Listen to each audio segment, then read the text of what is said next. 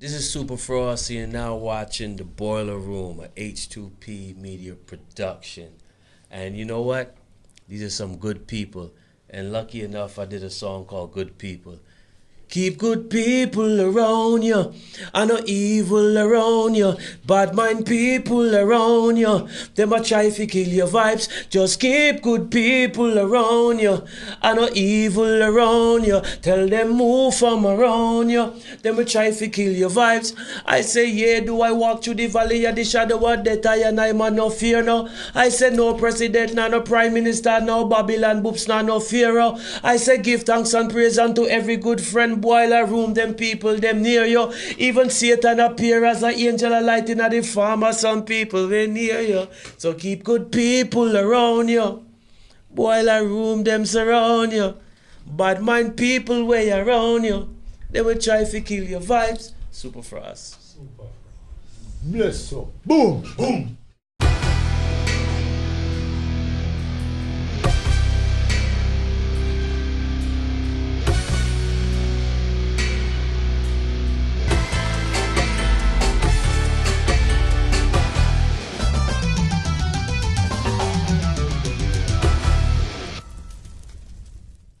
Yes, we're going on, people.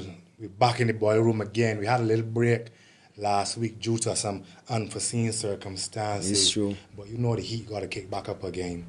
Belgium Farah, who we got kicking up?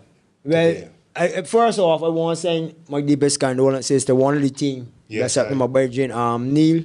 You don't know Neil, how you don't know, but I ain't here to be beaten again once again in the flesh, but here we in the spirit. Mm-hmm. But you know, boiler room show still live and kicking. But you know, we doing this one for Neil actually. You know, but and then that fresh off of reggae up on here. And I want to say welcome to everybody in Facebook Live. There's the first thing to go off. Live. Facebook Live. We look at sweet but up in here. People talking and shouting up here and off everything. Yeah, big up the Make whole we look crew. good. Make we look Yeah, good, people. yeah, But yeah, yeah, when I know now. And let me show what we need first, because I want to bring in late. But fresh off of New York, fresh out of New York, Yeah. fresh off of reggae up on the hill. Fresh, just the fresh. one and only. The guy run punch boss, Supa Frost in the building. Welcome to the boiler room, my brother. Give thanks. Glad to be here, you know. You don't know, my Long brother. overdue, long Yeah, overdue. for real. So how was it yesterday for you? 'Cause we do that first and then we can get into What was everything. yesterday? Reggae pan top of the hill. You Now, wait, know, what? so let me drop it. You can go say last week. When we drop it yesterday, it's gonna be last week. Well, let me know, like one of that gonna watch it yesterday, the last week. Okay. Yeah. Yeah. We know. Yeah. Yeah, well, Reggae on the Hill, it was amazing for me. Like I've That was- no, every yeah. That no, was it was Sunday. Sunday. Sunday. So I done So- jump on there. Yeah. Yeah, so you know, every year I try to give a better performance and a Yeah. more energetic show. So you know, in between last year and this year, I've been watching a lot of live performances from like reggae and dancehall artists, so I can know to engage the crowd and what kind of lyrics to bring to the stage, especially for like you know, Bayesian acts don't get a lot of airplay. So I just made sure my content was you know, performance ready and ear-worthy. Because it's a big task to go in front of an audience yeah. who don't really know your work and Yeah. move them. Yeah, so that's why I had to really focus in on my performance. So I tried to do that to at least engage them, to keep them focused on the stage so they can actually listen to what I'm saying and appreciate the work that I've been doing over the past couple of years. How was it? It was amazing. You know, I don't really know like the effect that my name or my music has on the island because I've been living in New York. So it's only when I come to Barbados and really interact with the people, when I go out, when I hang out, or when I do interviews on the radio and people are calling in, or when I look out into the crowd while I'm performing at the Hill and people give me forward and vibes, then and only then I really know, okay, you know, I must be doing something right. Because it's not easy to please a Bayesian crowd, especially doing dancehall. And on top of that, your songs are not being played as much as the Jamaican act. So that's a uphill battle for me. That's but some it's work. been, You gotta put but some work on yeah, stage. you got to put in work. But like I've been having a lot of social media content where I don't think any artist, whether it's reggae or soca, has more music videos than me in Barbados. Okay. So I've used that to my advantage to create visibility for myself. And like the past 2-3 years, I've been trying to be more proactive in social media because I'm so focused on building rhythms and writing songs and singing songs and performing that I was kind of lacking in the social media presence. So the past 2-3 years, I tried to up my social media presence, which really helped me a lot. That's easy for you, because you know some people are social media people, and other people, for them is real is a task for them to do it. For me, it's a task because my strong suit, like I said, is building rhythms, writing songs, singing and performing and producing for other acts. That's my strong suit. Where I could improve more is my social media presence. Go get somebody to do that for you, man. Yeah, but me personally, I need to be on social media a little bit more. I recognize that. You know, I'm very good with analytics, and everything for me is numbers and timing and everything.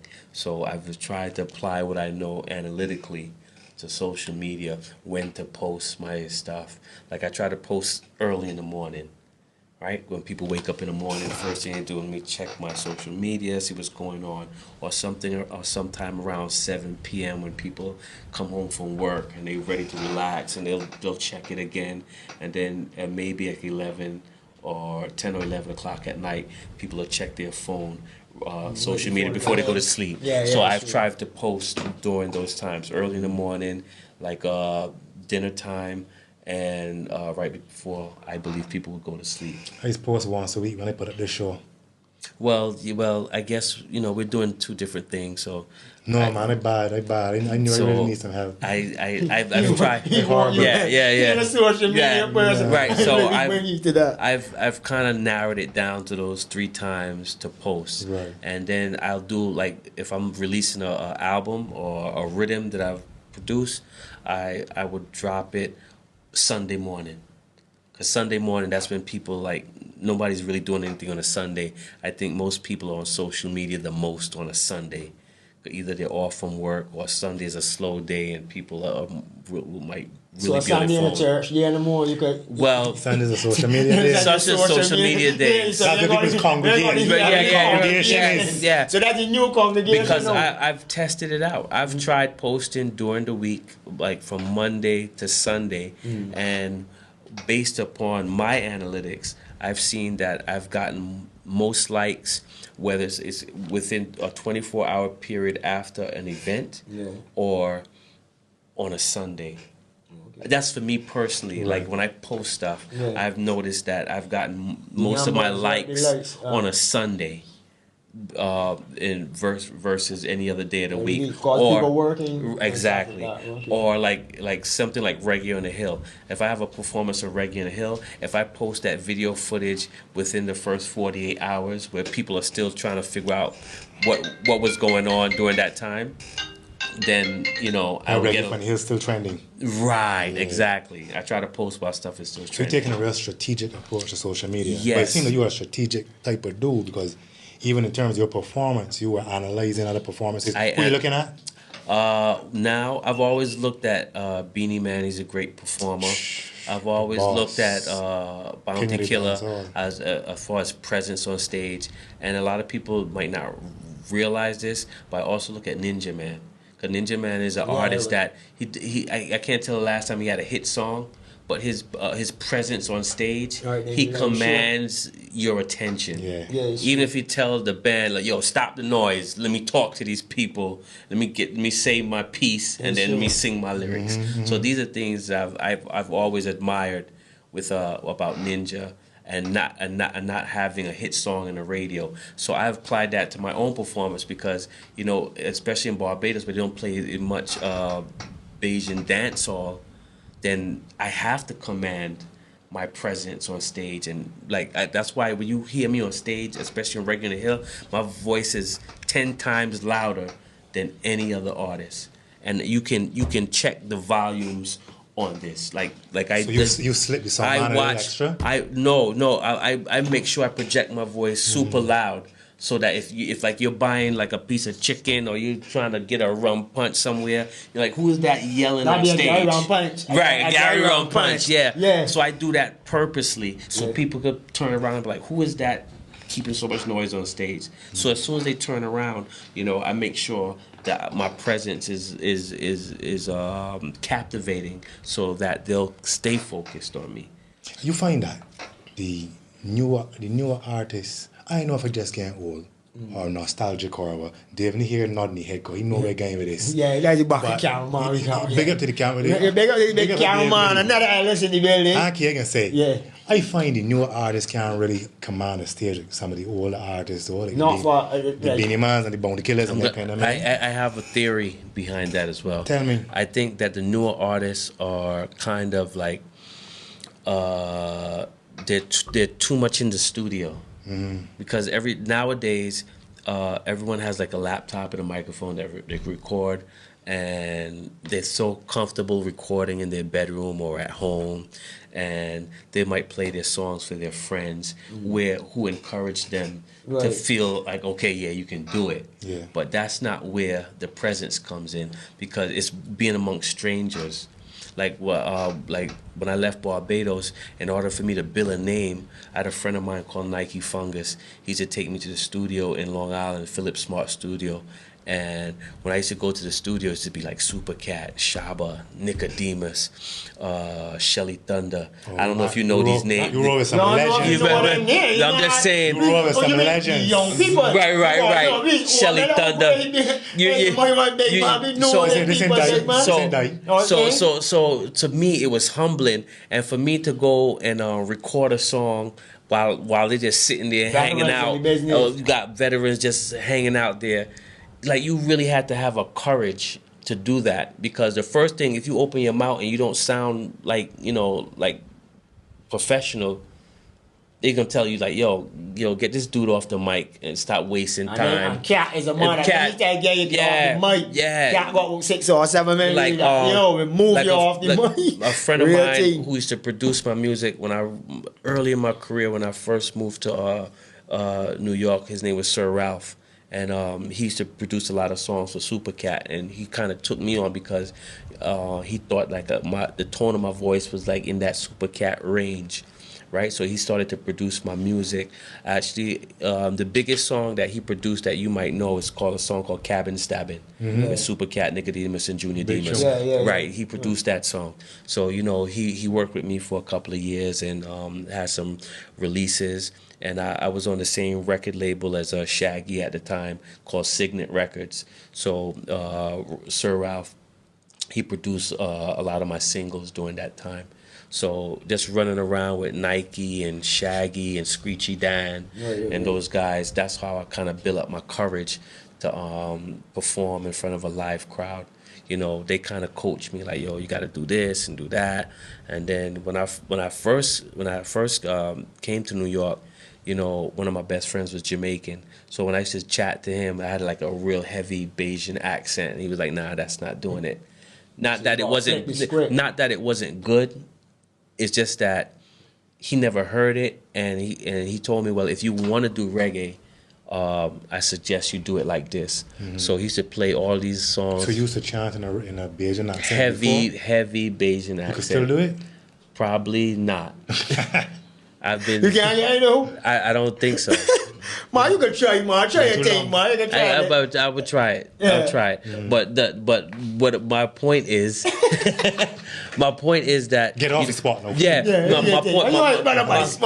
My point is that, you know, it was challenging for me. It was challenging for me to I had to switch an accent that I just had all my life to a Jamaican accent, and it wasn't coming over so great at first. But you know, he made me listen to all these records, man. I'm talking about Lone Ranger, Papa Taya, and Yellow Man. You like I'm going back now. Right? Yeah. You that come for vintage this year. Like Pinchers, you know, Quenchade. Like I'm calling names that people probably don't ever heard about. That before? You got a tone similar to Pinchers. Well, yeah. I've been listening. This guy used to drill this music in my head. Pinches, Yellow Man, Super Cat, Risto Benji. God rest his soul. You know, he's around my age when he was alive. You know, I used to listen. Yeah, Risto Benji passed away a few years ago, and you know, but those were artists that were my age at the time, like Beanie Man, Risto Benji, you know. So I used to listen to those artists at the time and really try to soak up the vibe. And as far as like singers like Pinchers, there was another artist named Dr. C, Quenchade. Like these names, like people probably would never know or never heard of because they weren't big, but you know, they had a tone similar to mine. So instead of like forcing my voice to sound like somebody, he made me listen to artists that had a tone of voice like mine. So that kind of helped me ease into the transition. Education, man. Yeah, it helped me ease into the transition of singing reggae with a Bajan dialect from a Jamaican to a Jamaican dialect. So it wasn't easy, you know, because like certain words, you know, it was just Bajan for me. I couldn't get it in the Jamaican way. But over the years, just listening to the music, I listen to music. You can ask my girl. I listen to music 24/7, 7 days a week. I wake up, listen to music. So it's one brand of music, or one genre, or? Well, I listen to mostly reggae and dancehall because that's what I do. But I listen to all genres as far as melody. Not mumble rap though. Huh? No, I'm not into that. I can't get into it. Man. I tell you, I got a problem with mumble rap. I just started campaign. Nobody mentioned mumble rap. I want to know start a campaign against mumble rap. That's what. You all love a favorite mumble rap here. I think big man. I tell you. You secretly love. You're a secret mumble rap fan. Nah, not many can't understand what I'm saying. But all right, let me put it this way: you ever perform at a live stage show in Jamaica? Yes, at the Jamaican Jazz Festival. Okay. That was a few years ago. Actually, no. When I went to Jamaica, it was with a friend of mine called Sidney Mills from Steel Pulse. He's a keyboard player for Steel Pulse. Yes, Sidney Mills. He's a keyboard player from Steel Pulse, and he took me to Jamaica. You know, he kind of believed in me. He had me perform in some shows at in Montego Bay, as well as at the Jamaican Jazz Festival. You know, so that's still exposure. Yeah. And so how was it though? It was great. We came on right before Kenny Rogers. Yeah. So that was like awesome for me. And they put you right up there along with the big one, boy. You had to do something. Yeah, I only did a verse though. I only did a verse. I didn't do a whole song, but you know, it was at least I had my taste of a large Jamaican crowd. So no. Got out Jamaica thing, being Barbados, and was back home. He said, because you know, you said me was going to set up a studio. So working with the youngsters, because you know a lot of youngsters down here looking for that one hit. You feel, well, you as a man, as a musician, you could tell them that one hit don't make you an artist. Yeah. You got to be consistent with this thing. Consistency. You know what I mean? They got to look at people like Buggy and LR, and because then you actually, remember you did a video with LRG. Yeah, I did.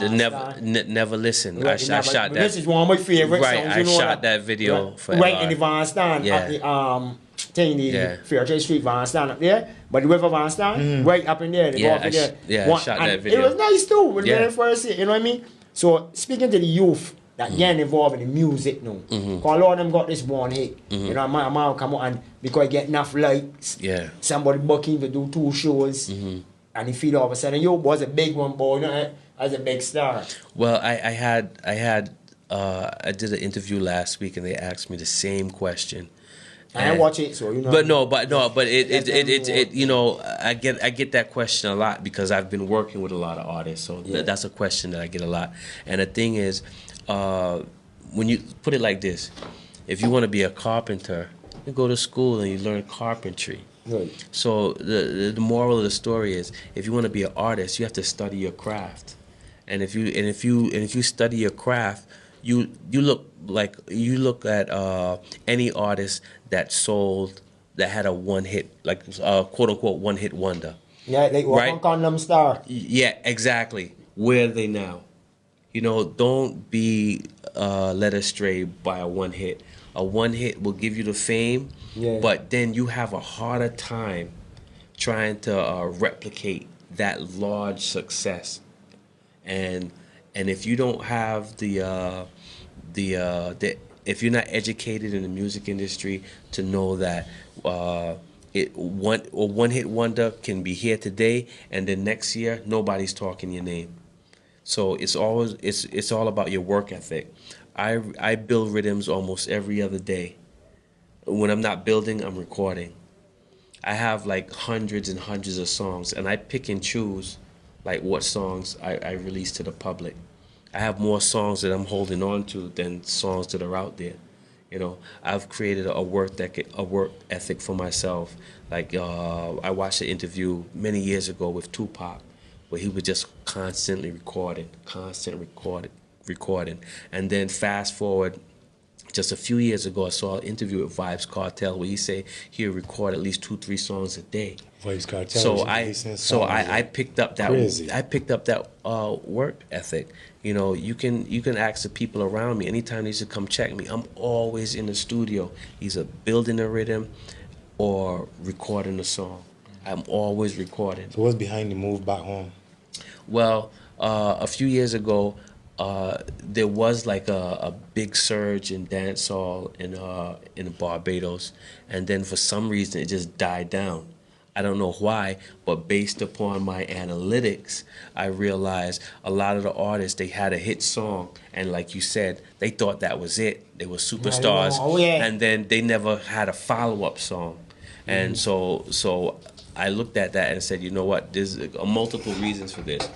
Either they're not recording enough songs, or they thought that one hit song was going to carry them for the rest of their career, which it doesn't. Right. It never does. If you look at Shaggy, when he sold 10 million albums on I think it was Hot Shot, the Hot Shot album, but then after those songs died down, he had an uphill battle to replicate that success. Yeah. So then he had to go back to Jamaica and really start from the ground up again. So, having that base to return to is very important, huh? yes, Not losing contact with the ground. You have to have, when you lose your core fan base, it is so hard to get them back. Because when people say they done with you, you know, that means you let them down. That means you dropped the ball. That means they were looking. When people follow you, when your core fans follow you, they will follow you to the end of the earth. I can tell you unless you stop giving them what they loved you for. Mm-hmm. And if you stop recording, trust me, there's a million other artists waiting in the wings just trying to get those people as your core fans. So all you have to do is be consistent. Be consistent. Every song might not hit, but when your fans see that you're consistent, they will always stay by your side. Just put out good music, quality music. Of course, there's going to be times where you're going to do songs for the street. Of course, you can do songs that's just for the radio. And then, of course, you can do songs just for the conscious community within the reggae, under the reggae umbrella. But you just have to be consistent. You know, people might not like every song that you do, but if you're consistent, they will always stay your fans. So it sounds like a big part of your mission coming back here is to share the experience that you have. Yes, I used to artists. listen. I've been on stage. I've been behind the scenes. I used to work for Puffy as a recording engineer. Like years back, Puffy had a show called Making the Band. Yeah. And then I was one of the engineers working with the kids. Okay. You know, and then every so often I would work with some of the artists on the label, or any artist that would come in to do songs with artists on the label. Like I worked with Craig Mack. I worked with Method Man. You know, I did a reggae remix for R. Kelly. I did a reggae remix for Sierra. So I've been behind the scenes working. You know, it's not like just because Barbados don't know what I was doing. I was in New York doing my thing. But just that, you know, being from Barbados, I wanted to have a presence in Barbados. You know, it's nothing more sweeter than getting love from your homeland. Real thing. You know, so that's why I said, you know what, I have enough. I'm educated enough in the music You know, I'm educated enough in the analytics of the music. I'm educated enough in the production and the performance and in front of the camera and behind the camera, where I can come back to Barbados and make a name for myself. And I think I've been doing that. Look, I'm at the boiler room. Yeah, That's a real one. I'm at the boiler room. When you hit the boiler room, you know you hit top shot. Don't get on top of that. Right? You get top of top room here. It's not every artist that's going to make it to the boiler room. Yeah, you know that. I've only been here 3 weeks. I'm at the boiler room. All right, then.